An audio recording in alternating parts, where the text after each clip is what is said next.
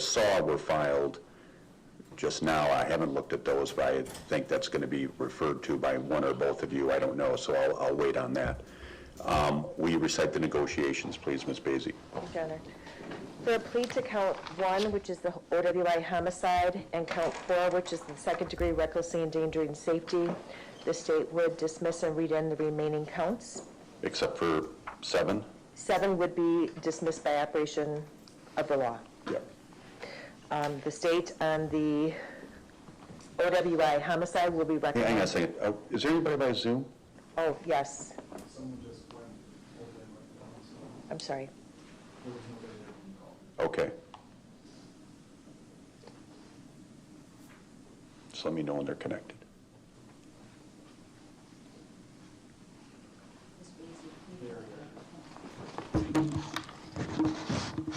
This is Judge Ebrahimian. I've just called the case and we saw that you just joined. Can you hear me okay?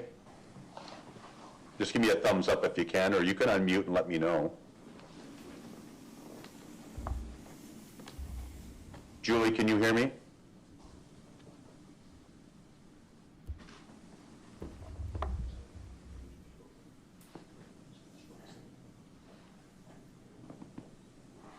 Julie, can you hear me? It looks like you froze.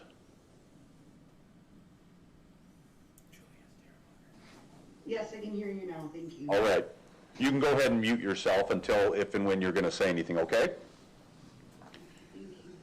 Ms. Basie, if you want to recite the negotiations, please. Thank you, Your Honor. For a plea to counts 1 and 4, which is the OWI homicide plus the secondary recklessly endangering safety, counts 2, 3, 5, and 6 would be dismissed and read in. Count 7, which is the PAC homicide, would be dismissed by operation of the law. On count 1, the OWI homicide, the state is recommending 10 years initial term of confinement, followed by 10 years of extended supervision. On count 4, the state is asking the court to impose 3 years initial term of confinement, followed by 3 years of extended supervision, consecutive to the prison being recommended on count 1. We're asking the court to stay that sentence and place the defendant on probation for 5 years consecutive to the prison sentence in count 1. As conditions of probation and extended supervision, we're asking the court to order an alcohol and other drug assessment and follow through with any recommended treatment, absolute sobriety, no presence on a premise that serves alcohol by the glass, no use or possession of any controlled substances without a valid doctor's prescription, no use or possession of any CBD product, no use or possession of drug paraphernalia, random alcohol and drug screens. He's to have no contact with any known drug users, no contact with any member of victim A's family, no contact with victim B or any member of her family, no contact with victim C, criminal thinking course, any assessments or counseling deemed appropriate. He's not to operate a motor vehicle unless properly licensed, full-time employment and or schooling or a combination of them both. Restitution is $12,077.09, payable to crime victim compensation. We're asking for 8 hours of community service to be served on December 30th of each year while on extended supervision as well as probation. Court costs, DNA sample and surcharge, and any other conditions deemed appropriate by the court. Is that an accurate recitation of the negotiations, Mr. Steinle? Yes, and I did. Those exact words I attach as an attachment to the plea questionnaire. All right, Mr. Zehe, raise your right hand and get sworn in, please. Do you swear the testimony you're about to give in this matter before the court shall be the truth, the whole truth, and nothing but the truth, so help you God? Yes. Mr. Zehe, you heard the discussion between the two attorneys regarding a potential resolution of this matter? Yes. And have you had enough time to discuss the advantages and disadvantages of the plea agreement with your attorney? Yes, sir. You understand that I'm not bound by the recommendation of either attorney, Yes, sir. and that if you were to change your plea today to counts 1 and 4, I'm going to find you guilty of those counts, hold you accountable, and you'd be taking your chances with me at sentencing. Do you understand that? Yes, sir. Have you had an opportunity to review the complaint as well as the amended information in this case? Yes, sir. Are they substantially true and correct? Yes, sir. As I understand the negotiations, you're going to be changing your pleas today to counts 1 and 4. Count 7 would be dismissed by operation of law, and counts 2, 3, 5, and 6 would be dismissed and read in. Yes, sir. What that means is you would not have to plead guilty or no contest to those counts. As a matter of fact, they would be dismissed. You wouldn't suffer any potential fines or any potential incarceration relating to those counts. However, I can hold you accountable for that conduct when I do decide to impose the appropriate sentence on the 2 counts to which you would be changing your plea today. Do you understand that? Yes, sir. Let's focus then on those 2 counts. There's an amended information. We're going to put that on the screen here. And you can follow along. Mr. Zehe, it does allege that on or about Monday, December 30th of 2024, in the area of East Sunset Drive and Guthrie Road in the city of Waukesha, Waukesha County, Wisconsin, you did cause the death of victim A by the operation of a vehicle while under the influence of an intoxicant. That's contrary to Wisconsin law. It's a Class D felony, and upon conviction may be fined not more than $100,000 or imprisoned not more than 25 years, or both. Do you understand that? Yes, sir.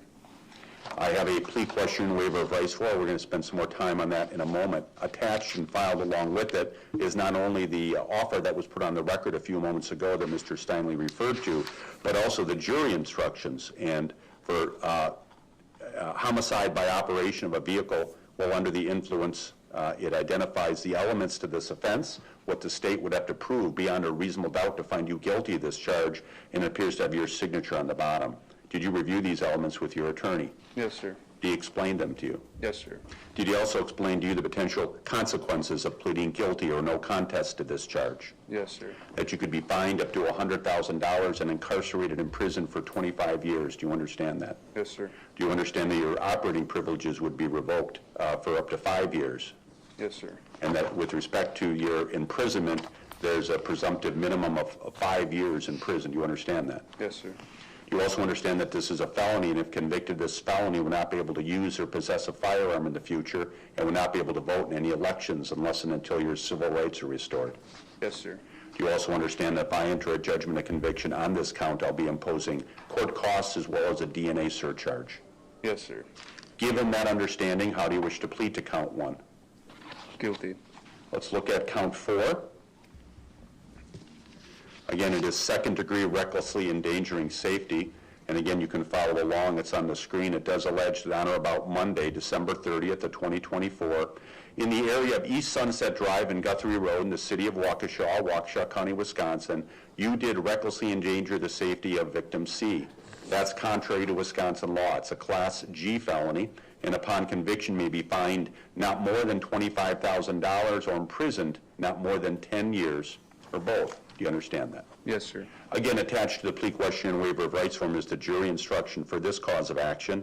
And again, it's jury instruction 1347. It's on the screen in front of you, and it identifies the elements to this offense, what the state would have to prove beyond a reasonable doubt to find you guilty of this charge. Did you review these elements with your attorney as well? Yes, sir.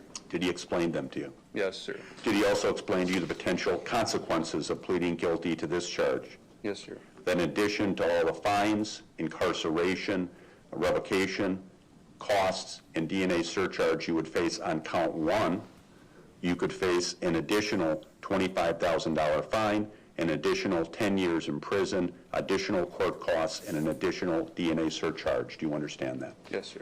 Do you understand that, like count 1, count 4 is a felony, and if convicted of this felony, will not be able to use or possess a firearm in the future, and will not be able to vote in any elections unless and until your civil rights are restored. Do you understand that? Yes, sir. Given that understanding, how do you wish to plead to count 4? Guilty. All right, these are important decisions, Mr. Zehe. I want to make sure you're making them freely, voluntarily, and intelligently. I have a copy of the plea question and waiver of rights form you completed with your attorney. I think he just gave you a copy. There's a copy on the screen here, so whichever one is easier for you to follow along, you can follow along. Right below defendant's statement, it says, I have reviewed and understand this entire document and any attachments. I reviewed it with my attorney. I have answered all questions truthfully, and either I or my attorney have checked the boxes. I'm asking the court to accept my plea and find me guilty. Is that true? Yes, sir. And is that your signature on the document? Yes, sir. And it's dated August 14th of 2025, which is about a week ago. Is that when you signed it? Yes. Did you review the entire document before you signed it? Yes, sir. Did you understand it? Yep. Did you review with Mr. Steinle? You reviewed it? Oh, yes, yes, sir. And was he able to answer any questions you had relating to it? Yes, sir. If you go to the first page of the document, Mr. Zehe, it says you are 19 years old and have completed 12 years of schooling, that you have a high school diploma or equivalent, that you understand the English language, and you understand the charges to which you're pleading. Is all that true? Yes, sir. It says you are not currently receiving treatment for a mental illness or disorder. Is that true? Yes, sir. And it says you have not had any alcohol, medications, or drugs within the last 24 hours. Is that true? Yes, sir. That may have been true on August 14th when you signed it. Is it still true today? Yes. It's an important question. I want to make sure you're thinking clearly, that you're not impaired in any way when you make this important decision. If you look at the next section of the document, Mr. Zehe, it says constitutional rights, and it identifies the various constitutional rights you're giving up by pleading guilty to these two charges. And on the version of the document I have, all the boxes have been checked. Did you review these constitutional rights with your attorney? Yes, sir. Did he explain them to you? Yes, sir. Do you understand you're giving up the right to a trial? And as it indicates later on the same section, it's a jury trial where all 12 jurors would have to agree. That you're giving up the right to remain silent, and you understand that your silence cannot be used against you at trial. You're giving up the right to testify and present evidence at trial. You're giving up the right to use subpoenas to require witnesses to come to court and testify for you at trial. You're giving up the right to confront in court the people who testify against you and to cross-examine them. And you're giving up the right to make the state prove you guilty beyond a reasonable doubt. You understand you're giving up each and every one of these important constitutional rights by pleading guilty to these two charges. Yes, sir. Do you have any questions of me relative to the rights that you're giving up? No. Has anyone threatened you to get you to plead guilty and give up these rights? No, sir. Other than the plea agreement, has anyone made any promises to you to get you to plead guilty and give up these rights? No, sir. Do you understand that if you are not a citizen of the United States of America, that a plea of guilty or no contest for the offense with which you are charged may result in deportation, the exclusion from admission to this country, or the denial of naturalization under federal law? Yes, sir. Are you satisfied with the representation you received from your attorney on this matter? Yes, sir. Are you at all confused about anything you're doing here today? No. Do you have any questions for me? No, sir. Mr. Steinle, you reviewed the plea questionnaire and waiver of rights form with Mr. Zehe. I did, Your Honor. Are you satisfied that he understands the elements of the offenses and the maximum possible penalties that could be imposed upon him? Yes, Judge. Satisfied he understands all the rights he's giving up by pleading guilty to these two charges? Yes, Judge. And satisfied that his pleas of guilty are made freely, voluntarily, and intelligently? I am so satisfied. Based on the foregoing discussion, I'm approving the waiver of rights. I find that Mr. Zehe's pleas of guilty are made freely, voluntarily, and intelligently, with a full understanding of the nature of the charges, his conduct, and the maximum possible penalties that could be imposed by law. State offering the factual allegations in the criminal complaint and the amended information as a factual basis for the charges. We are, Your Honor. Any objection? No, Judge, but the person on Zoom is no longer there. Did it just... It doesn't disconnect. I didn't mean to interrupt you. No, that's fine. Yeah, I didn't want to have to. They're still there. We had a... Ms. Voss, you've been hearing everything, correct? Okay, we were showing a document before, and then when we came back, you weren't there, so. Court finds there's a factual basis for the acceptance of your pleas, and based on those pleas, the court now finds you guilty. The offense is in a manner and form charged in the amended information. I will dismiss count 7 by operation of law, and dismiss and read in counts 2, 3, 5, and 6.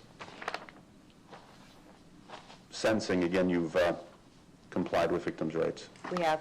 All right, go ahead. Thank you. First, I'm going to tell the court a little bit about the crime and the information that was garnered after December 30th of last year. On that day, Megan was at home, and I did get permission from Megan's family to use her name instead of the victim A label. I think they want people to know that she lived and she existed. So Megan was at home.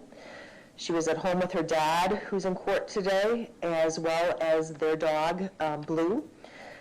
Troy is the dad, was to pick up his son, and he was feeling kind of tired. He'd got up early that morning, so Megan agreed that instead of him going, that she would actually go with Blue and pick up her brother at a restaurant in Waukesha on Sunset Drive.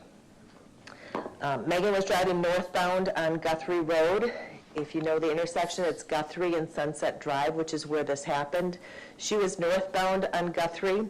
She was turning to go onto Sunset Drive towards the city of Waukesha.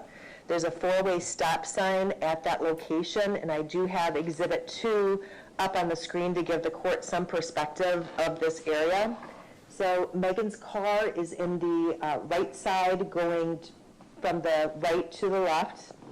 The defendant's truck is on the left side going from left to right. At that time, I'm sorry, that is not true. Megan's car was going from bottom to top. You confused Going me there left, for a yes. second when you said right to Yes, left. I'm going to start over. So Megan's car is going northbound on Guthrie, turning westbound on Sunset Drive. Her car is in this picture. The defendant's truck, which is the white vehicle, is impacting her car at that time. He's going eastbound on Sunset Drive. The other car, which is labeled the Toyota, that's where there's four-way stop signs at that location. That's victim C. Victim C was stopped at that location to proceed westbound on Sunset Drive. So as Megan is turning to go left and essentially westbound on Sunset Drive, the defendant, after she had stopped, victim C says she stopped, it was her turn to go. She starts going and the defendant crashes into her. I know that Attorney Steinley provided a picture from the scene with his packet of information showing some skid marks. Although I think that's relevant, I would note that they were started fairly late, and the impact when the defendant hit Megan's car, he was going 66 miles per hour, which means when he applied his brakes, he was going way over 66 miles per hour. I can also tell the court that the speed limit on that road is 30 miles per hour. I think that gives some perspective. So what happens is in this picture, which is again exhibit number 3, I believe, is what's happening in this picture or this diagram is Megan's car again is the Audi, so she's in the top car on the picture.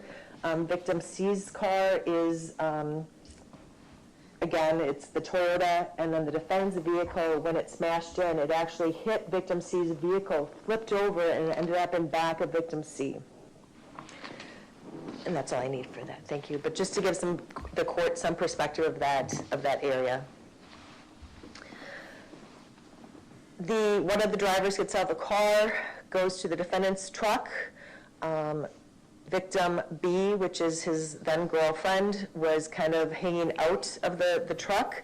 The defendant indicated immediately that it was his fault, so he did accept responsibility at that time. Although I would note is when law enforcement was asking him if he had drank anything or used any drugs, he vehemently denied either. Blue, they were having a hard time getting Blue out of the car. Obviously the car, they had to use Jaws for life to get both Megan and Blue out of the car. They were able to get Blue out of the car. However, he was unable to be approached because he was going to bite anyone who approached him until Megan's dad arrived. At that time, I believe Megan had been extricated from the vehicle. They were driving her to Meyer to where Fight for Life was going to meet them to take her to Frederick. Troy then had a tough choice. Blue was actually his support dog and was one of Megan's best friends. Troy, because no one else could get near Blue because he clearly had 4 broken legs, he was in a severe amount of pain. He took him to the emergency vet. He pretty much left him there because he wanted to get to Frederick to be with Megan. The accident occurred around 7, I don't want to say accident, I want to say collision occurred around 7:30. Megan was pronounced dead at 9:07. They do believe that she was kept alive to some extent because of the pressure of the car on her body was actually preventing the blood to be released. Then the defendant is also transported to the hospital. Law enforcement again makes contact with him at the hospital. When they again asked him if he had been drinking or using drugs, the defendant said he had 2 drinks. He denied using drugs.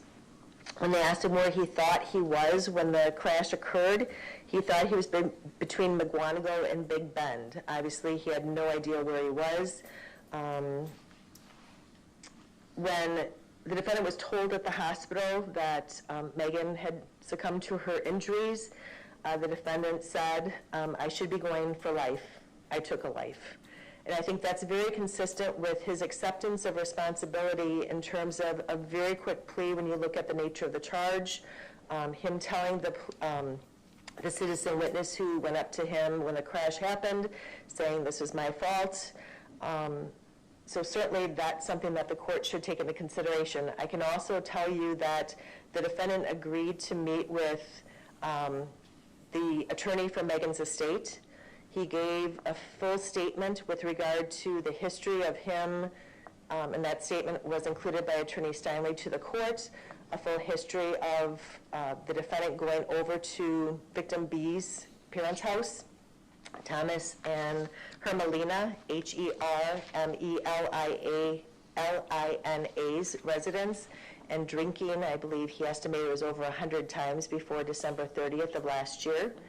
And he provided that information, and Attorney Stanley approached me and indicated he'd be willing to provide that information early on. So certainly that also shows a level of taking responsibility and being willing to cooperate, which was appreciated. Victim B, her PBT was a .179. To kind of go, I told you a little bit about Megan's perspective. This defendant had gone over to his girlfriend's residence. He had drank. Matter of fact, he took off of work. He called in sick, went over to her residence. They were drinking together. At one point, he believed that victim B's mother supplied them additional alcohol. And at some point, victim B's dad came home. He was very upset that the defendant and his daughter were drunk. So he ordered the defendant to leave. The defendant did leave the location of the residence.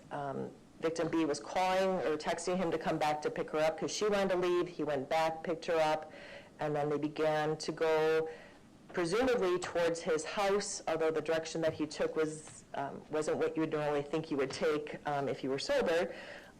In looking at the Cell Hawk information from the defendant's phone, they went into the Target parking lot. They were driving around the Target parking lot. So they were just really all over the place. And then obviously the collision occurred. I went to Megan's funeral, and it was one of the most interesting funerals I've ever gone to because obviously her peers decided at 17 that they wanted to speak and tell their story of Megan and what Megan meant to them. And I know that the court has received various letters from her friends, her schoolmates, and I'm not going to talk as much about Megan because I think I didn't know Megan. I only know her through these stories and through talking to her dad and her brother. I think those letters really say it all. And I know that there are 3 people, I believe, today that would like to speak as well. We did get a lot of calls regarding charging victim B's parents. I think the community was very upset.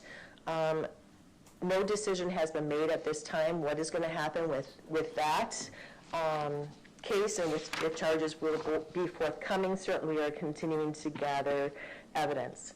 So although I say the defendant accepted responsibility, and I think he should be given credit for that Megan's family, victim C and victim B do not have to go through a trial, in the end it was the defendant's decision to drive that night that caused Megan's death.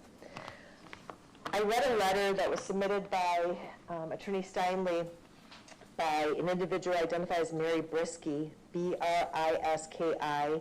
In that letter, she indicates because of a short lapse in judgment, that the defendant had a short lapse in judgment. And I disagree with that because when I look at the defendant's character, I look at some of his other driving in 2024, and I'll kind of go sequentially.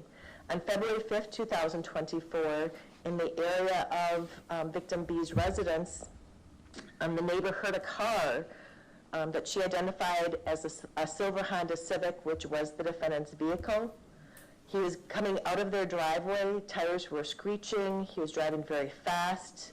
When he hit the roadway, he looked like the vehicle was out of control. She was so concerned that she emailed the Sutners, victim B's parents, and said, this is not acceptable in our residential neighborhood, this type of driving, this speed, and that was February 5th of 2024. Later that day, the same neighbor stated that she saw the defendant's car in a cornfield right down the road with damage to the bumper. It appeared that the vehicle had gone off the road into the farm field, and it was there for a couple days before it was towed to the Sutners' residence. So that's February 5th.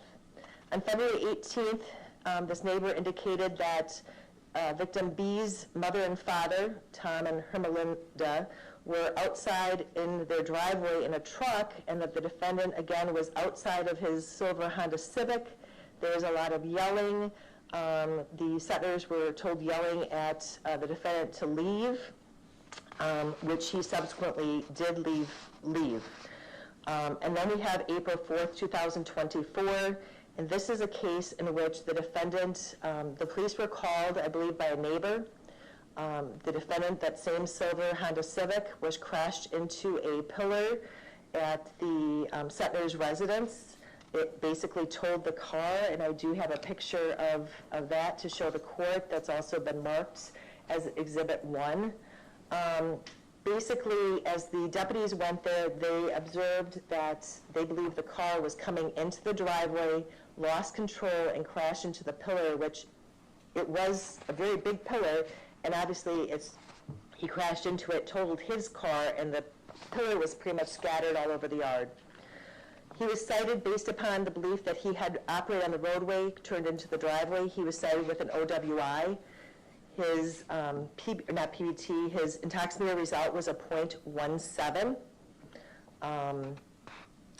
Later on, he did retain an attorney, and the attorney did file affidavits from both victim B as well as victim B's mother, pretty much indicating that the defendant had been drinking at their residence. That in fact, victim B had been giving him alcohol, and the father was about to come home, and the mother wanted him to leave so that the father would not see that he was at their house drinking. So they ordered him to leave, and as he indicated in the transcript, he was driving out, lost control of the car, and that's when he smashed into the pillar. As a result of the affidavits, the state did move to dismiss the OWI because we didn't think we could prove operation on the roadway. So when we say that this was a lapse of judgment, and why I bring up those instances, is this wasn't a one-off incident. December 30th was accumulation of all these incidents building up. Here, he totaled his car, he was a .17, and he was drunk. He knew. This is a rural area. If they had ordered him to leave on December 30th, which I don't doubt that they did, he could have pulled over the side of the road and not driven the car any further. Instead, he decided to drive his car. He was a .249, thank you. Obviously very drunk. So when I look at the character of the defendant, I have to look at that. Again, he did accept responsibility. His exposure in just these 2 counts is significant. It is 20 years initial term of confinement followed by 15 years of extended supervision. This was a case I had met with Megan's dad and her brother, as well as other family members throughout the pendency of this case, and I asked them, what would you like to see? And I think Megan was a very strong Christian girl, and I think that she got that from her family. And they said they didn't want to ruin this defendant's life, even though he had ruined theirs. And they believed, in talking to her mom, her dad, and her brother, that this recommendation would be appropriate. That he should serve time, but he should have the opportunity to also do good once he is released from prison. And I think that coincides with the defendant's own statement to the court as to his wishes and how this has impacted him. And I think that's helpful, and I think it'll be helpful for the family to see that, that he does take this seriously, and Attorney Steinle at all times has said how remorseful the defendant is, and I think that certainly entered into their decision as to what should be recommended.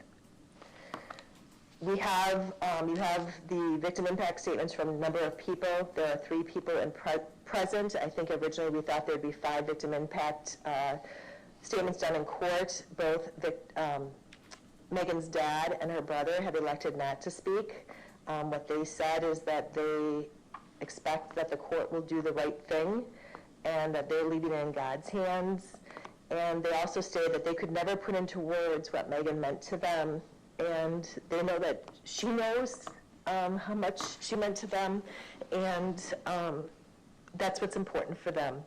I do have victim A, so Megan's grandmother here, that she would like to give a verbal victim impact statement. And her name is Lynn, Lynn, Miksh, Miksh. Carly's going to go first? I'm sorry. So Carly, Megan's stepsister is going to go first. Thank you.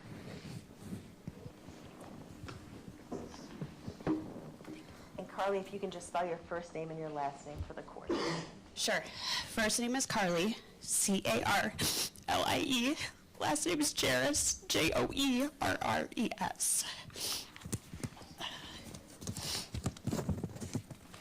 I see you're going to read something. That's fine. Yeah. A lot of people do that. Just read slowly. Sure. Okay? Okay, thank you. Good afternoon. For those who do not know me, I am Carly. I am Megan's older sister.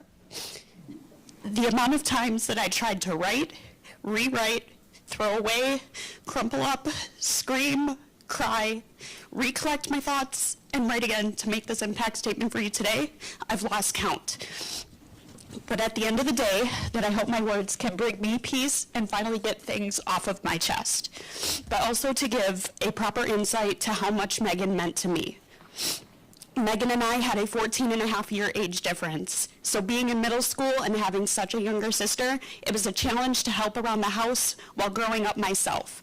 Watching her grow into the woman that she was, she inspired me to be a better person, be closer to God, and closer to my dreams and aspirations.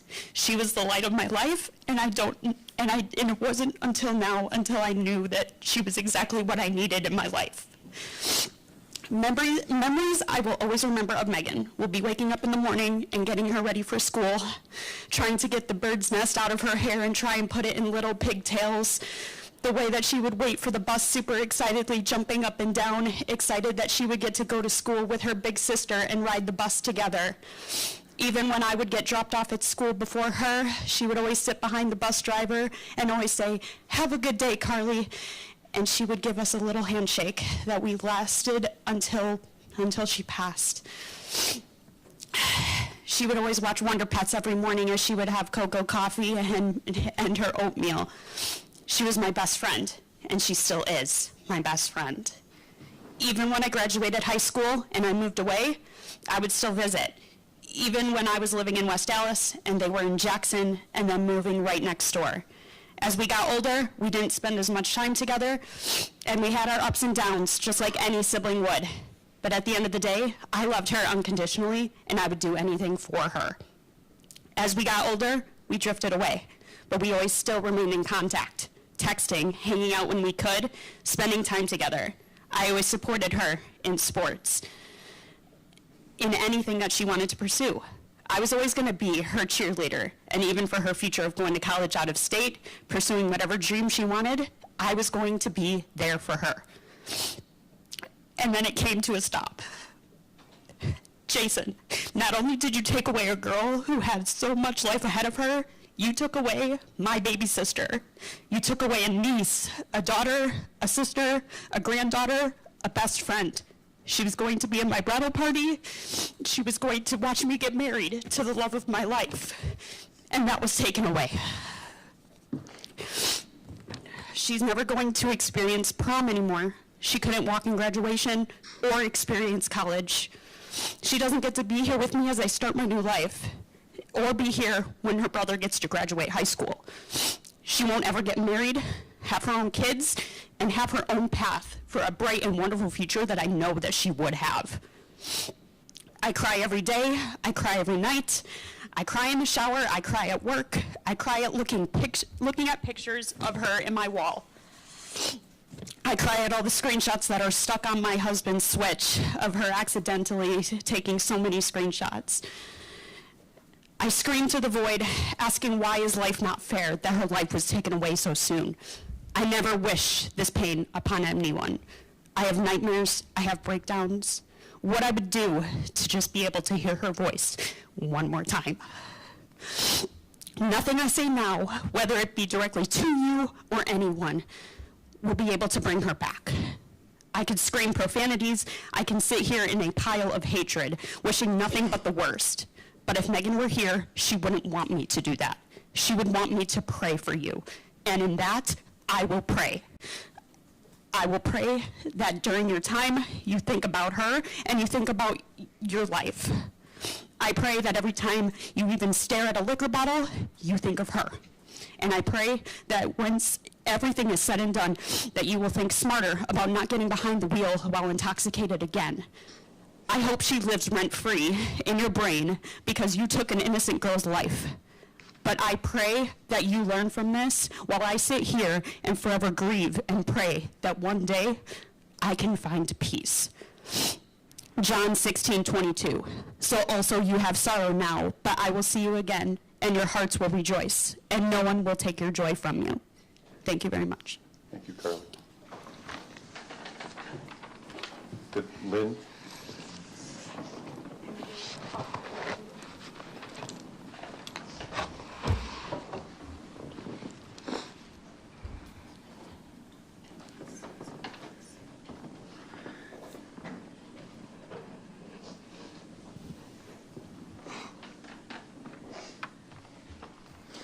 This is grandmother Lynn?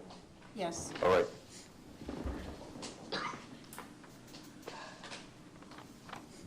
I am addressing this letter to you, Jason. Since you didn't personally know my granddaughter, Megan Voss, I would like to tell you about her.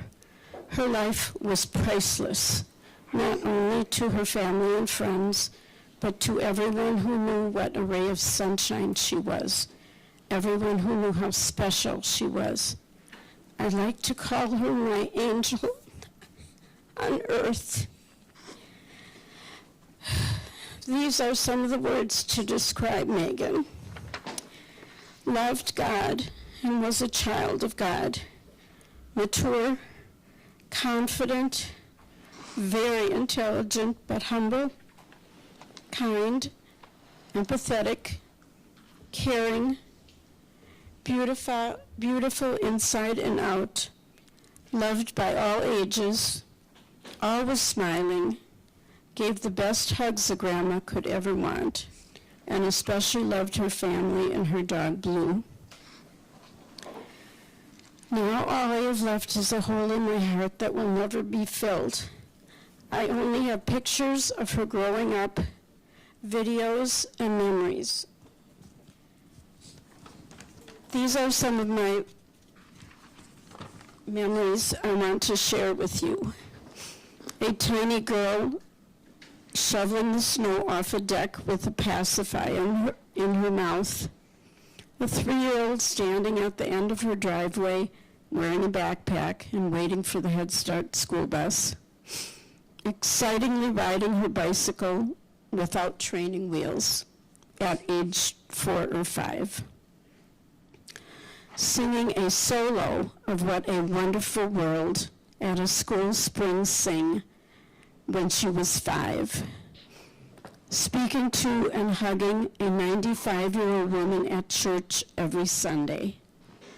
Working nights at an Italian restaurant where she started bussing tables and worked her way up to hostess and still getting A's and taking advanced placement classes. Loving her work as a co-op student for several chiropractors. Her baseball teams, cheerleading, homecoming, and so many proms in prom court. Looking forward to beginning college in Arizona in a nursing program. Holidays with family. Family game nights. Her laughter, especially her laughter. This is what you have taken from me and my family forever. Never forget, you must be accountable for the consequences of December 30th, 2024. Your life won't be easy, but you will still have time to have a life, marriage, children, etc. Sadly, Megan won't.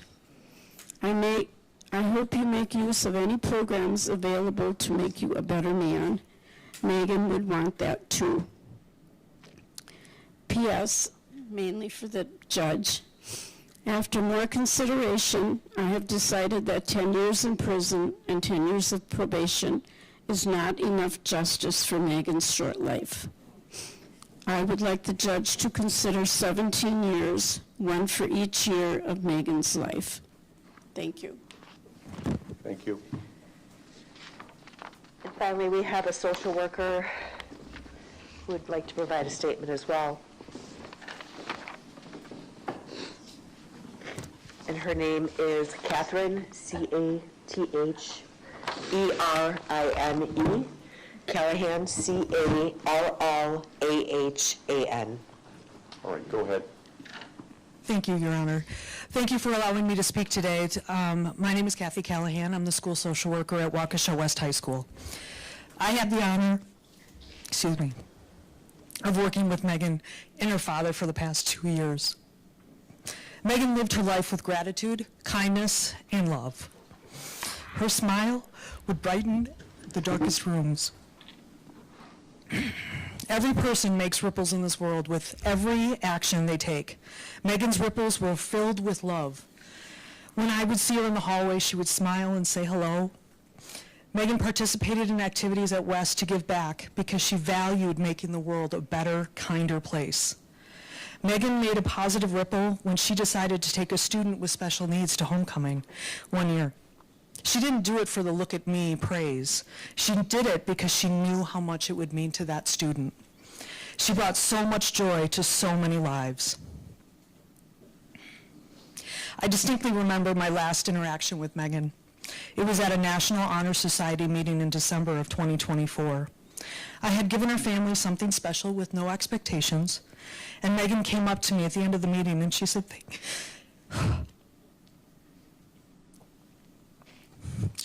you, Mrs. Callahan. Your kindness means so much to me and my family. Megan was that kind of person. She lived with gratitude. She showed those around her all the abundant love in her heart. And I remember the day after she died, sitting there listening to my own daughter play her guitar and sing her music in her room, and I just started to cry. Because those simple moments were now never going to happen again for Troy. A parent should never have to lose a child, especially at the hands of a person's dangerous, irresponsible, and lethal choices. After the crash, I had the difficult and important task of supporting all of her friends and peers. The enormity of her death on the Waukesha West community cannot be measured, and it was humbling. I spent time with so many students who shared the positive impact Megan had made on their lives. Megan listened to her peers' pain and gave them comfort. If Megan knew a friend was struggling with a situation, she might bring them a Starbucks drink or hang out with them after school. The layers of impact on her friends are many. The first is that they struggled with day-to-day life. They struggled with sleeping, eating, focusing, and they cried a lot. They also struggled with their academics, and they didn't finish their high school year with the best grades because of their loss of focus and grieving Megan. Even her classmates were negatively impacted because they had to look at an empty desk, walk by an empty locker, drive by her empty parking space, daily reminders that Megan was no longer there. A death is not just a moment of grief and then we move on. It takes weeks, months, years, riding the waves of emotions. Megan's death has left a deep scar in her friends' hearts that will never completely heal. Now, Megan's life was not without her own struggles, but she always made room in her heart for others. The impact of her death on her friends will be lifelong. My only hope for them is that they will heal to a point where they can remember Megan and the smile. Perhaps they can make their own ripples of love to make the world a better place, as Megan would have done. The question I heard the most was why? Why would someone take such a kind, generous, and loving person out of this world? A question that had an absolutely pathetic answer of a stranger making a dangerous, selfish, and lethal choice. I shouldn't be here. I shouldn't know the name Jason Zehe. He should still be a stranger to me. And I don't know Jason or his story, nor do I care. Jason's ripples that night were based on a series of dangerous, irresponsible, and lethal choices that he made. We are here today because it's Jason's time to take accountability for his dangerous and lethal actions. Jason, .249. .249 is a number I hope you never forget. That was your blood alcohol level at the time of the crash. As a former drug and alcohol counselor, that number tells me this wasn't the first time you were drinking, and most likely not the first time you drove drunk. And let's not forget the pot, the cannabis that was found in your vehicle.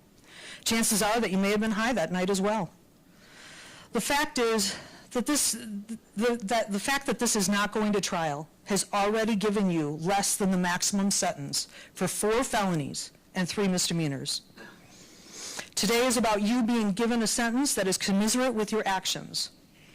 Remorse? You may feel that, but is it true remorse for killing Megan? Or is it remorse for getting caught? I'm sure you will say the right things and perhaps even shed a tear for the court. But it's only with time that the true reason for your remorse will become apparent to you. And this is not a time to talk about forgiveness. Forgiveness is something that comes from the heart and must be given freely by the person who was harmed. Megan's family and her closest friends, they may choose to forgive you, and that is for them to decide outside the walls of this court and your jail cell. Your Honor, given that Jason is already going to have a reduced sentence because of the plea deal, I'm asking that you sentence him to the maximum amount of time that you can give him. Jason's actions and ripples took a bright, shining light from this world that can never be replaced. Thank you. Thank you. And I do note, I believe that there is another victim in the audience. I would just ask Is that it a anyone... family member? It would be victim B, I believe. If anyone else would like to give a statement, I'd ask them at this time if they'd like to give a statement. And she has indicated she does not. Great. Your Honor, I would just say that in terms of the third prong, protection of the community, that I think you've heard. Again, those are statements I could never replicate and give it a sentencing argument. But this is a pattern of behavior, and there must be accountability. And I would note that the social worker, Kathy, did indicate that there was also THC involved. There was a THC vape cartridge on his person, and also the lab report did indicate that he had marijuana in his system at the time of the accident. That's above and beyond the .249. Thank you.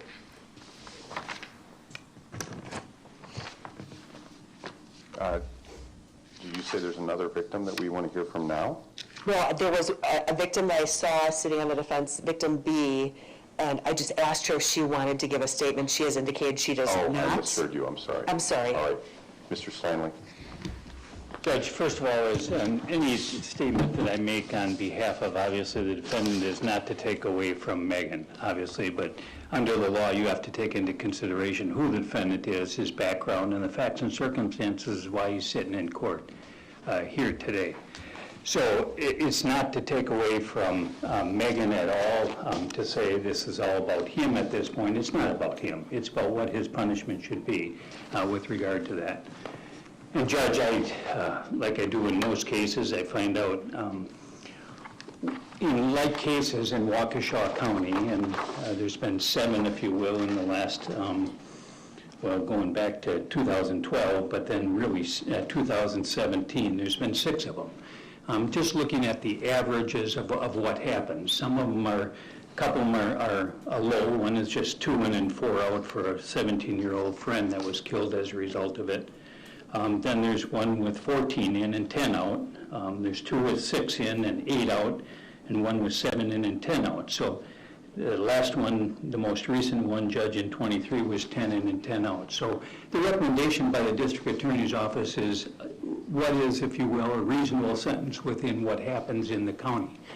However, obviously there are some lowers, and I'm asking the court to consider 8 years, only because I think that the 8 years in and 10 years out, only because I think that Jason Judge has gone above and beyond the call of duty, if you will, is in order to make his wrong actions right the best that he can. When I say that, Judge, is he didn't have to sit down and talk with the civil attorneys. He did not have to make a statement. He, as you know, he has a constitutional right just to sit here and not say a thing. And from day one that I got into this case, Judge, in January, here he is 7 months later, taking full responsibility, not even pleading no contest, he's pleading guilty because he is guilty. And regardless of that, judges, he would do anything in his power, obviously, to try to right the wrong that he created. And it's his conduct that brought him here. There's no question about it. But I'll get into the facts and circumstances, as Ms. Basie did, why we're here. I can tell the court that you know from the plea questionnaire, Judge, he's 19 years old. He's a lifelong resident of this area, Judge. He went to high school, as you've indicated in my sentencing memorandum, Judge, is that he graduated early. He had all AP classes, very intelligent young man. Didn't want to go to college. He had a scholarship because he wanted to go into the trades. He wanted to become an electrician. And he was studying in an apprenticeship to become an electrician, Judge. He is single, he has no children. He's been with victim B, who's in court here for the last 4 years. He was working, Judge. He was working at the time. He had multiple jobs, as indicated in my sentencing memorandum, but recently, Judge, he's had several jobs in the electrical field, latest being Wilkie Electric in Big Bend, which obviously that was his passion, honestly. He wanted just to be an electrician. That's what he wanted in his life. His mother and dad are not together, Judge, but they're both in court today. They're both very much on the same page. When I say that, it's just because they're not together does not mean that they're not on the same page with regard to both his upbringing and other siblings' upbringing, Judge. They're very much in support, but as you read from the letters, there's a history of abuse in both of them and readily admitted to it. And I don't know whether, and we can argue until we're blue in the face, as to whether or not the defendant's alcoholism and his AODA issues are a result of being hereditary or learned behavior. I don't know the answer to that, but clearly that contributed to this. What also contributed, Judge, is, as Ms. Basie said, that maybe there were these other incidences, and I say maybe there were the other incidences, but her words were the accumulation of these incidences puts him here. I take it one step further, Judge, is that they were all contributed by victim B's family and her mother. How, in that statement, if it's believed, and there's no reason to not believe it, Judge, is he has drank to excess in that house over 100 times for over the last 4 years, since 15 years of age. What adult allows 15, 16, 17, 18, 19-year-olds in order to, honestly, drink to excess and allow them to get into a car and go? I can't fathom an adult doing that and allowing it to happen. And the incidents that Ms. Basie said is what is the common factor in all of that? It's the mother feeding them alcohol every single time. And what's even more outrageous, Judge, is that since this incident, victim B has picked up another drunk driving where she was drinking with her mother at home and had to go to WCTC and cracked up her car. And has an OWI case. They still don't learn. I just don't I'm not taking away from the defendant's conduct. He is criminally responsible, there's no question about it. But he's 19 years of age, Judge. They say that the young man's brain is not even fully developed until 25. And you're being fed this by an adult, and then dad comes home because he gets upset because mom's giving the liquor to the kids, and he gets upset on more than one occasion and kicks him out and tells him to drive, get out of my property, leave here. Doesn't say, go call somebody, doesn't say, call the cops and say, this kid's drunk and drinking in my house, nothing like that. And as a matter of fact, when he cracks up the car and puts it in the cornfield, and both of them, they cover for him. Absolutely cover for him and hire a lawyer for him.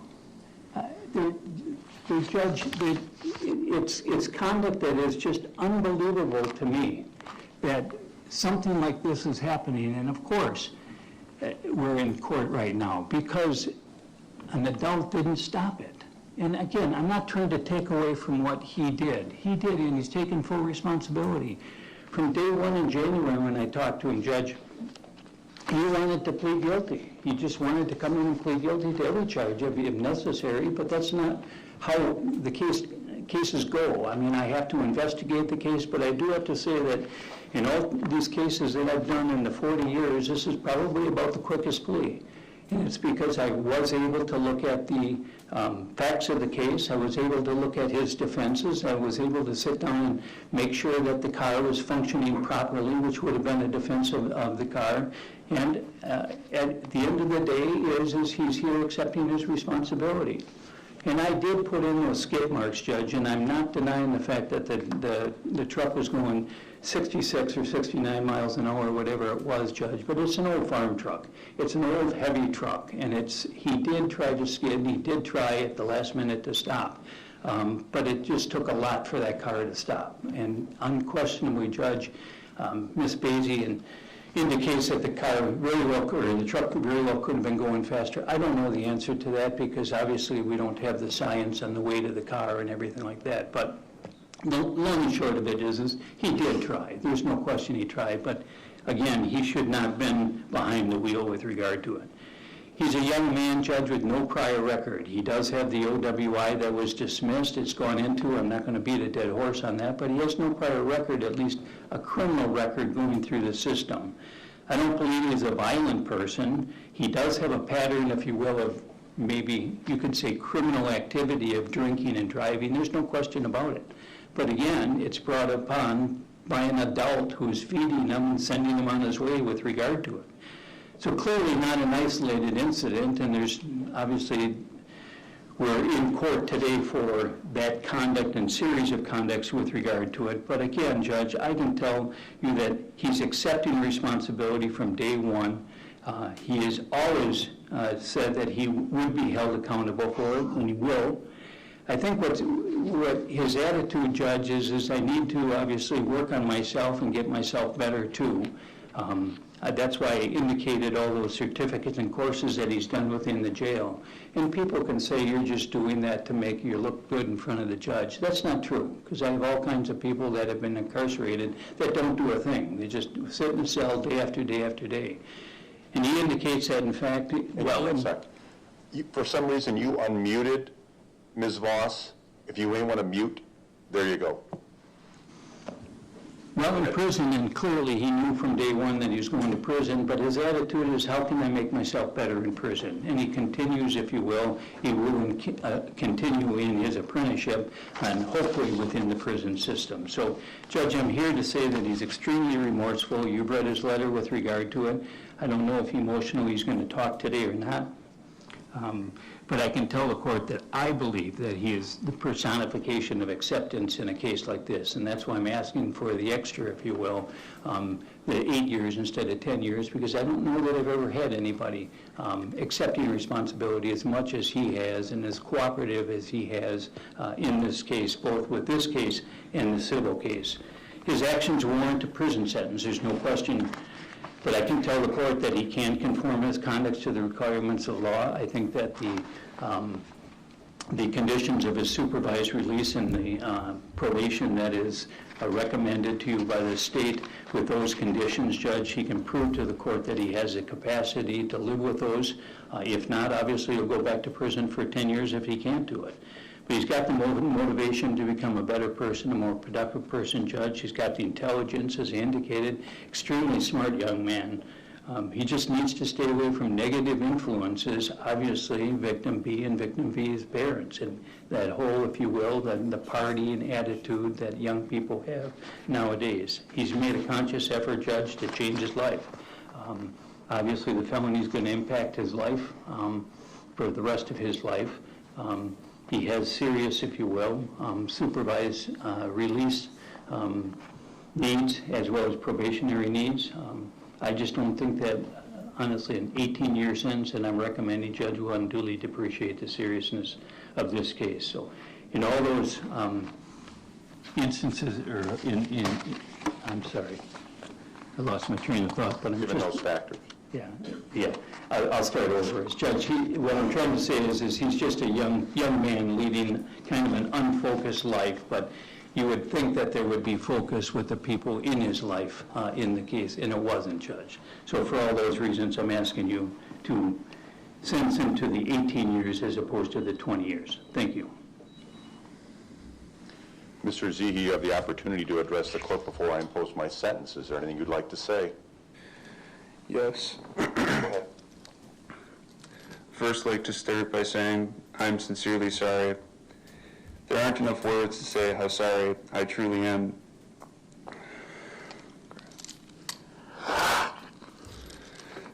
My actions the night of the 30th were unexcusable and irreversible. I lay awake every night wishing things were different, wishing it was me who passed and not Megan. She didn't deserve anything that came to her that night, and from all I heard, she was an amazing young woman.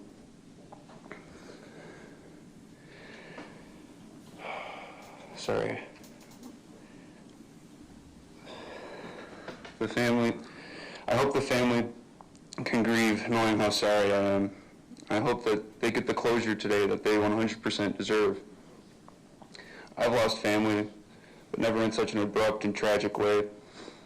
I can only imagine how sad, confused, and plain angry all of you are.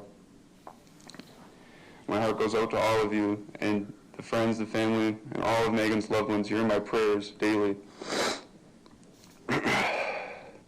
I know I can never right this wrong or bring Megan back, but I will work night and day to prevent it from happening again. Nobody should drink and drive, and everybody should know the consequences.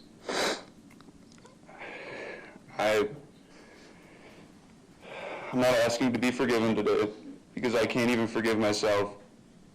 All I ask is you know how truly sorry I am. That's all. Thank you. Judge, as far as sentence credit, he has 235 days of credit. Any objection to that? I think it's 234. We don't count today if he goes to Oh, prison. no, that's mine. That's 234. Yeah, I did count today, so she's right. I read all the submissions, and the facts are pretty straightforward. December 30th of 2024 at approximately 7:25 p.m. in the city of Waukesha at the intersection of East Sunset Drive and Guthrie Road.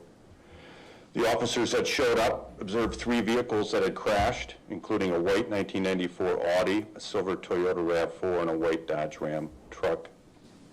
The most significant damage was to the Audi, and it was the entirety of the driver's side of the vehicle. Piecing back in the facts of that day, as they were later developed, Mr. Zehe was scheduled to work as an electrician, but he decided to call in sick because he wanted to start New Year's a little bit early. And so he went to his girlfriend's house and started drinking wine before noon until they ran out of wine. And then they saw what else they can find. They found a bottle of vodka, and they started drinking vodka. And then victim B's father got home and said, "You need to leave." And he left. Drove away in his car. Came back when he got texted by victim B and said, "Come back."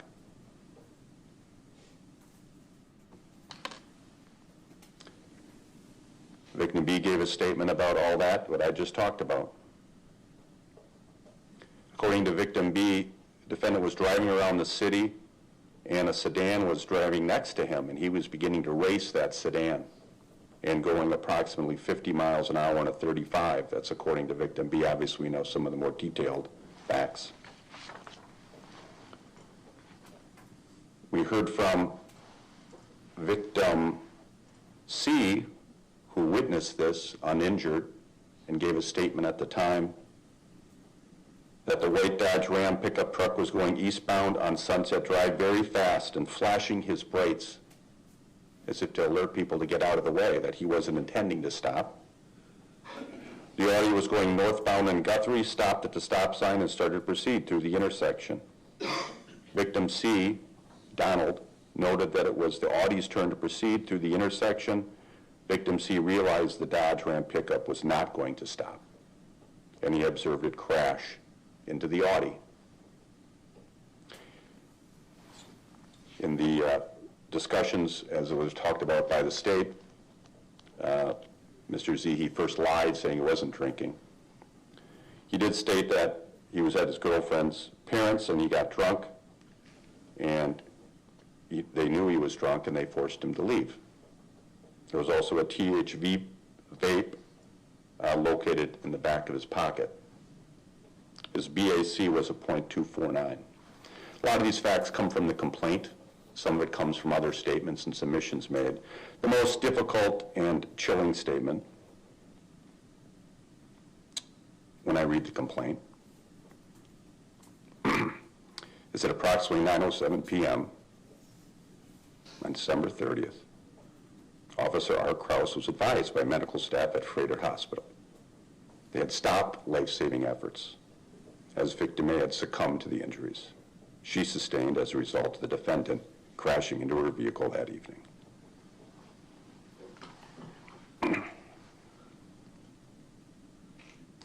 Mr. Z is guilty of homicide by intoxicated use of a vehicle. It's a Class D felony.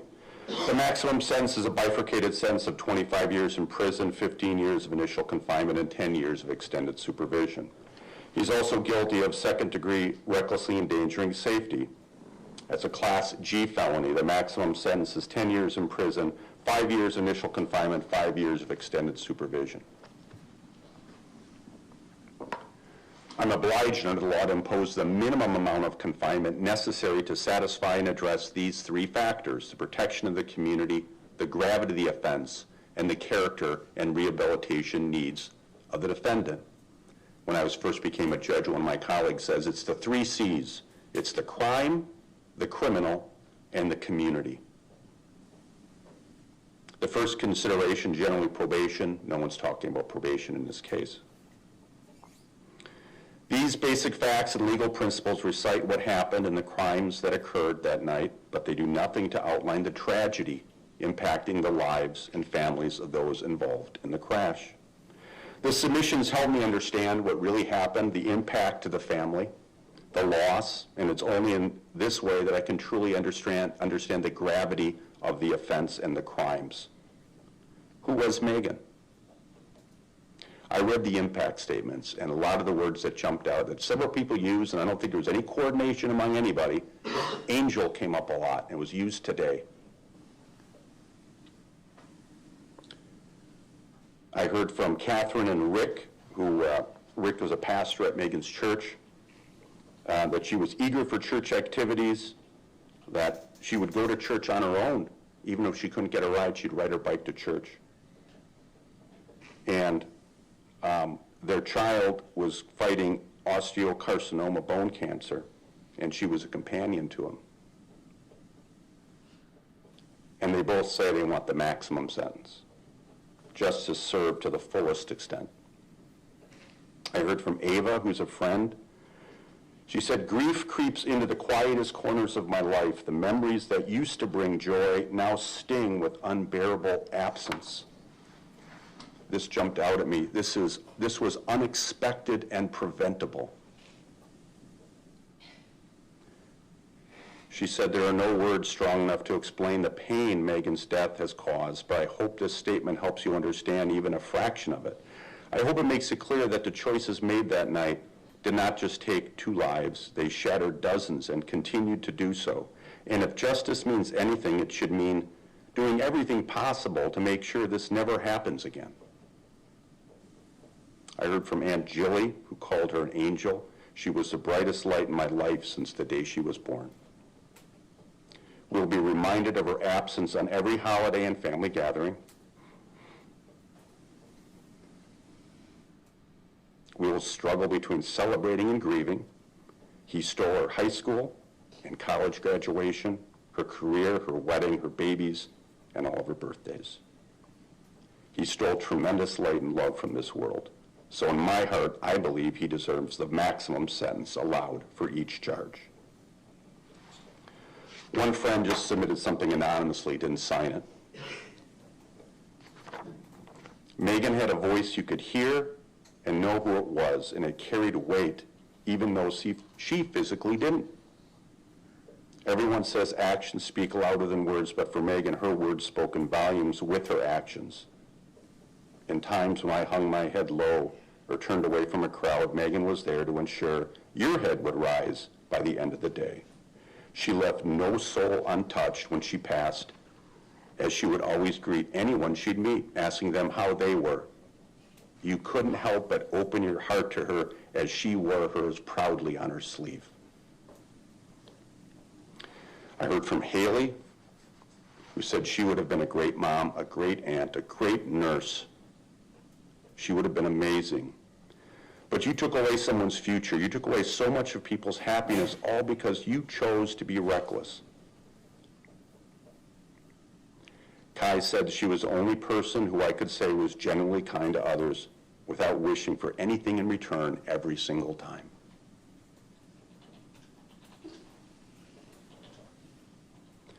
Tara said, now when I go forward with my life, I go to events and think to myself, she's supposed to be here right now with me, my partner in crime. But whenever I think about it, I know that Megan would want me to be happy, to tell her story as the girl who was the kindest person that you'd ever meet, who would go out of her way to make you smile, or even stop the congested flow of the hallways during passing time at school, just to walk across the hallway to walk with me to our next class. Ryan acknowledged he was going through lots of tough times in his life and turned to Megan for help. He said Megan was a great person, and to be honest, as close to an angel as I think anyone can ever get. She always was willing to help other people, even if she inconvenienced herself to do it.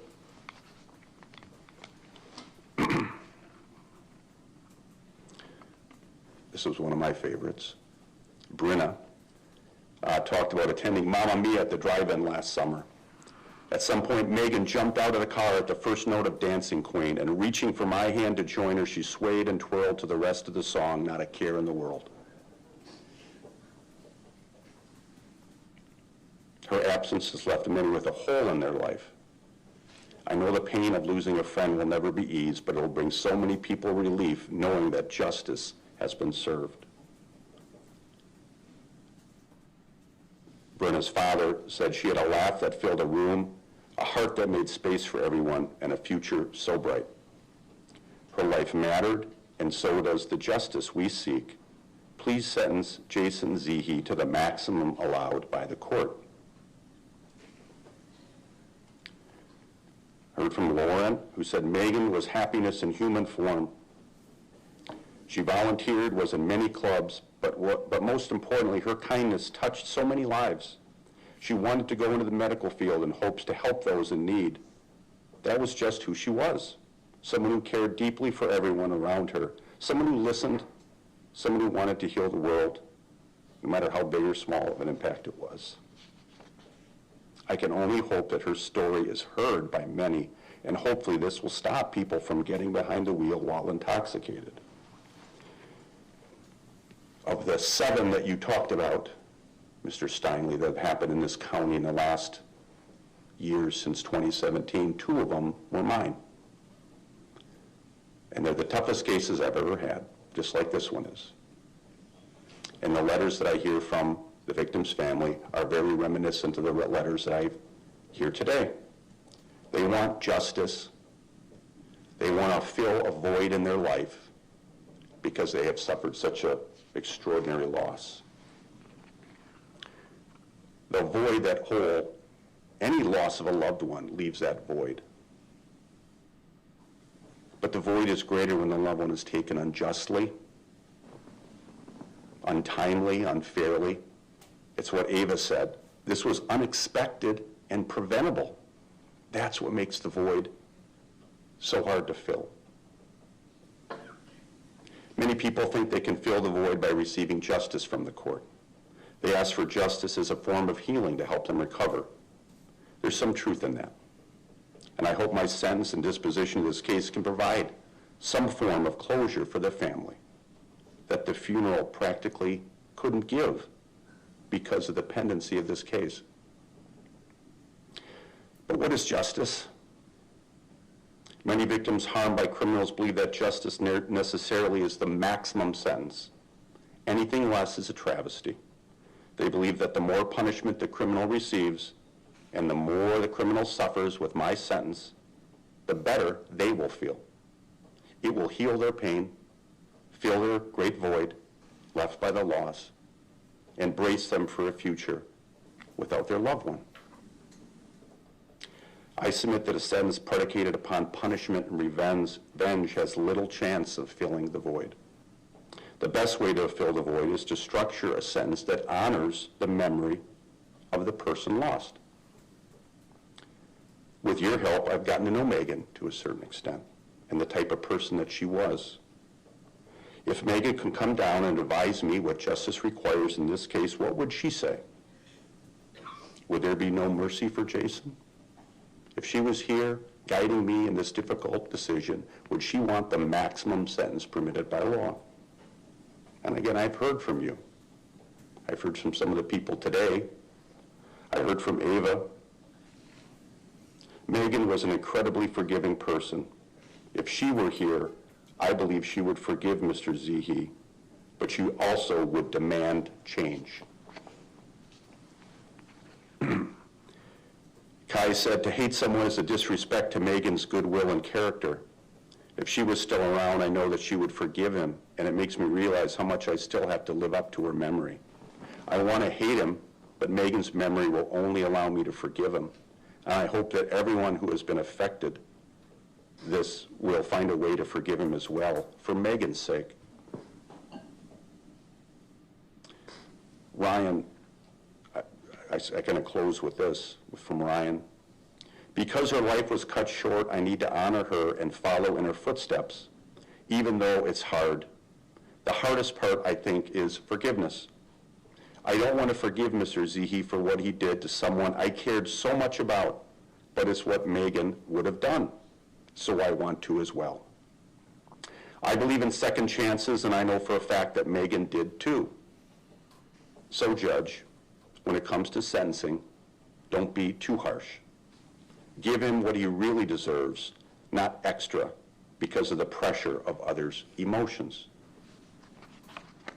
To all you suffering from the loss of Megan, I hope you will find my sentence just, and to the extent any words of mine can console you on a loss so overwhelming, at least they might help you achieve closure and begin the process of filling the void you feel. I next turn to the defendant and his character and rehabilitation needs. In a very real sense, I must bear in mind that 2 lives were lost that day. Megan's life on this earth and the life that Mr. Zehe had and knew up until December 30th of 2024. That life is, for all intents and purposes, forever gone. He has a new life, that of a convicted felon responsible for the death of a loving and beautiful person. What that new life entails depends in part on what I decide today, but more importantly on what he decides to make of it. At the time of the collision, Mr. Z was 19 years old. He was not of legal drinking age, yet his blood alcohol concentration was .249. That's grossly high. It's grossly high for anyone at any point in time. It's grossly high to a 19-year-old in particular, and it's obscenely high for anybody driving a vehicle. He had no prior record. Concerning for this court, however, is that he did have the 2 prior incidents that the state talked about, where he had shots across the bow to warn him that this is a real problem. One time where apparently on February 5th of 2024, he ends up in a ditch.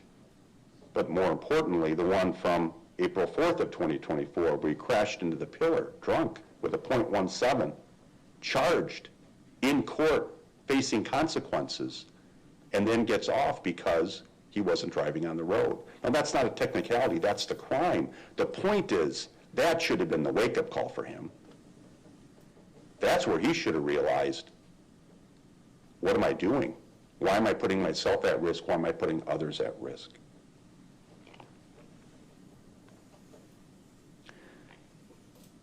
His own submissions talk about the many times prior to this that he consumed, up to 100 times.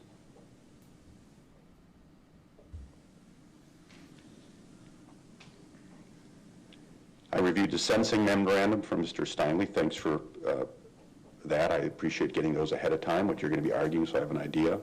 I also received the 31 courses and the certificates of all the work that he's been doing in the jail for the last 230 some odd days, which is a lot of courses that he's been doing. He's putting his time to good use, frankly.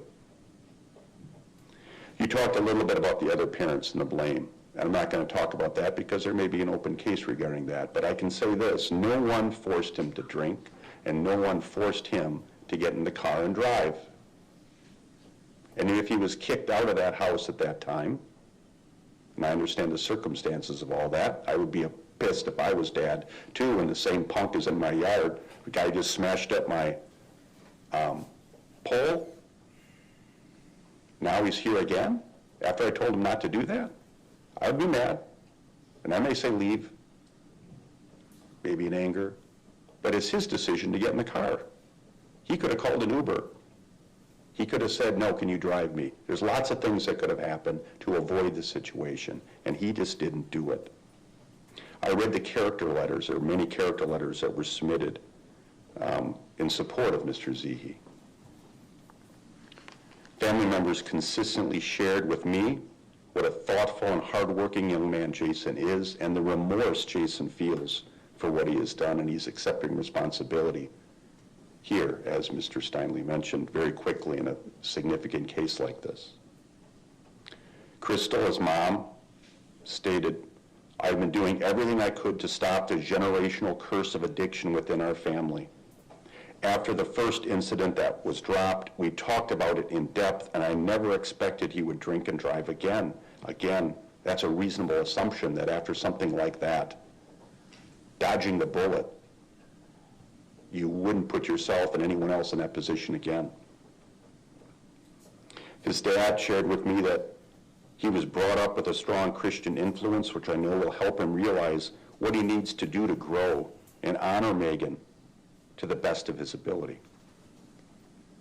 His stepmom, who said maybe they had some issues in the past at times, which is often the case with having a stepmom or a step-parent, said he is so smart with so much potential and believes he'll use this tragedy to improve himself and live a life that will honor Megan.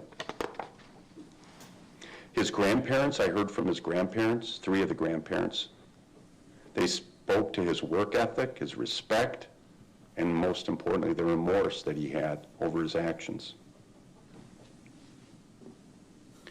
His aunt, Nicole, stated, I pray that his time in prison is used to continue to complete courses and attend any groups available for alcohol substance abuse. I hope he prays to God, asks for forgiveness, and prays for the family and friends of Megan, as I cannot imagine what they have been through since her death. I heard from 3 of his brothers, including Eli and Dominic, who are pretty young. One of them, I think it's Eli, spells horribly, and his writing is the worst handwriting I've ever seen. They just talked about how he plays with them, and he helps them. his other brother Parker, who's older, but still is younger, older than Eli and Dominic, but younger than Jason, stated he wasn't just my brother, he was my best friend, my confidant, and somebody I looked up to. My brother has a good heart, good morals, and the potential to do great things in his life. I understand that there must be a punishment for what he did, but pray that the court understands this is out of character for him and give him another chance to redeem himself. Friends and neighbors expressed how Jason has been there for them and is generous, kind, and helpful, and hope that the court will take his character into account in my sentence. We heard that his landlord, Mary, submitted something, and there was a quote from that. The quote that I'd like to read from Mary was that she hopes that I give community service included in the sentence because that'll be a positive impact by speaking to high school kids about tragic consequences of drinking and driving. And I heard from Tom Pippins, P-I-P-I-N-E-S, who's with the jail ministry and been doing some of the work with Jason while he's been in there. He states, I believe that he would like to make amends to the young woman who passed away too soon and to her family by living his best life and becoming a contributing member to society. It is my hope and prayer that judgment can be accompanied by mercy. And again, in these cases where I have these difficult decisions, I hear from the victim side and what they want, and sometimes it's the maximum sentence to fill that void, and I hear the other side asking for mercy on behalf of a loved one. Mercy without justice is just as bad as justice without mercy. It suggests there's no accountability. Finally, I reviewed a letter from Jason. In that letter, he accepts full responsibility and expressed his deep remorse for his actions, understands how his actions have left a dark abyss in this community, his words, but vows to help others see how wrong drinking and driving is. He states, I will never forget and I'll never forgive myself. The last factor I need to talk about is protection of the community, what's going to take to protect the community. There's two factors there that I deal with. Usually it's a general deterrence. How do I protect other people from doing this? Sometimes it's sending a good sentence out there, a difficult, strenuous sentence. So people know if they do something like this, there's a very significant consequence. That's the general deterrence. Then there's also specific deterrence. How can I make sure that Jason doesn't do something like this again? And that deals with his rehabilitation. A sentence that doesn't hold him accountable will not aid him in overcoming his grief for having taken the life of an innocent victim. It will not address his guilt. A guilt so overbearing can only be addressed by a sentence that incorporates an appropriate degree of accountability and punishment for the crime he committed. A sentence that does not do that will, I fear, doom Jason to a guilt-ridden existence from which he will never recover, as his own letter makes clear. I hope and pray that the sentence I impose addresses all these factors: justice, mercy, accountability, punishment, deterrence, rehabilitation, and protection of the community generally. Based on all those factors and all the other factors I'm obliged to consider under the law, here's my sentence. With respect to count 1, 10 years of initial confinement followed by 10 years of extended supervision. With respect to count 4, 5 years of initial confinement followed by 5 years of extended supervision consecutive to count 1, imposed and stayed for 5 years of probation. Conditions of extended supervision and probation: iota assessment followed with any treatment recommended. Absolute sobriety with random screens, no use or possession of alcohol or controlled substances without a valid prescription or any drug paraphernalia. Any valid prescription drugs must be taken only in the manner in which they are prescribed. Inform your agent of all prescriptions. Follow through with any treatment or counseling recommended by the agent. Full-time employment or combination of schooling. No contact with victim A or victim A's family. No contact with victim B or victim B's family. No contact with victim C. DNA sample and surcharge. no association with known drug users or dealers, and no contact in a place where illegal drugs are purchased, used, stored, packaged, or distributed. No presence at any establishment that serves alcohol by the glass. No operation of a motor vehicle without a valid driver's license.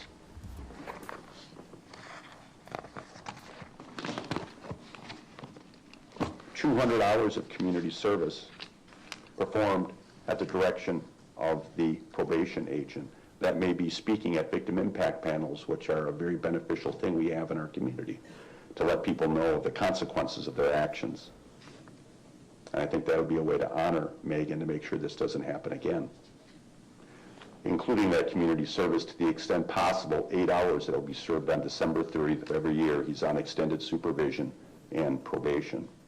There's 234 days of credit. Are you stipulating to restitution? I am, Judge. Restitution, the amount of $12,077.09 to the estate of victim A or victim A's? Victim compensation. Victim compensation, thank you. And court cost, what's that come to be? Total amount, $13,113.09. Court orders that all restitution, surcharges, court costs, and fines shall be collected by the DOC while defendant is in a state prison and as a condition of extended supervision. Collection shall be at a reasonable percentage determined by the DOC.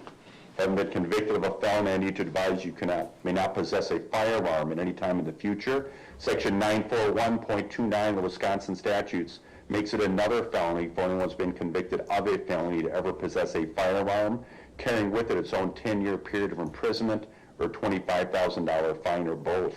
Having been convicted of a felony, I must advise you cannot vote in any election unless and until your civil rights are restored. Other than appeal rights, am I leaving anything out, Ms. Basie? No, Your Honor. Mr. Steinle? No, Judge, and I have one other, hang on. Programming? I don't believe he's statutorily eligible. I don't think he's eligible either. I don't think he's eligible, but good to ask, thank Yes. you. I'm going to close on one person we did not hear from, which was victim C, Donald. He submitted a statement. He was a witness to the accident. His vehicle was damaged. He was uninjured, thankfully. And this was his prayer. I pray that you never forget what brought you to this point, that the weight of your actions stays with you, not to destroy you, but to change you. I hope you seek God's guidance through the journey ahead, because through Him there is still hope for accountability, for redemption, and for transformation. That's my prayer too. You have 20 days to appeal this decision or seek any other post-conviction relief. You're going to fill out a form with your attorney and get that on file, Mr. Zehe. Good luck.